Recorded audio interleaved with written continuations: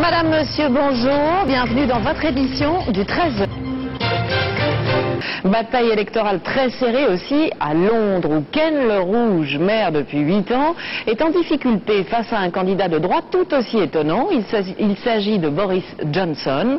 La presse n'hésite pas à parler d'un duel entre le cinglé gauchiste et le clown de droite.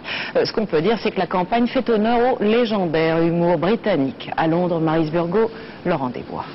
On peut changer ou pas? Devant les Français de Londres, Oui, Boris Johnson fait son numéro. Nous avons un régime fatigué. Et je peux dire, en plus, pas seulement fatigué, mais je peux dire... las, pourri, voilà. C'est pourri.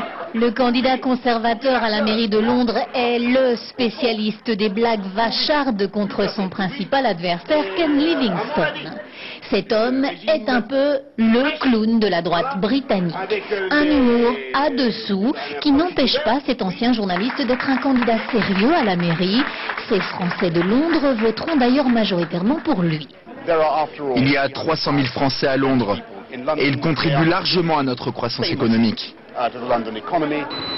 Son adversaire, le maire sortant Ken Livingstone, courtise lui aussi le vote des ressortissants étrangers.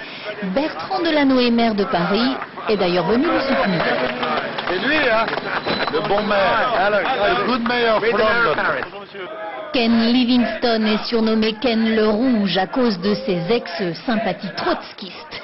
Il est à la tête de Londres depuis 8 ans et c'est beaucoup trop, disent les partisans de Boris Johnson venus perturber cette visite.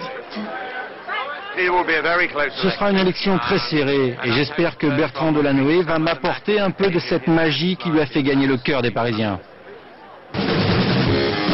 Ken a l'expérience et un bilan plutôt positif. Londres est devenue sous son règne une puissance économique et culturelle, mais les transports en commun par exemple sont encore souvent un cauchemar pour les usagers.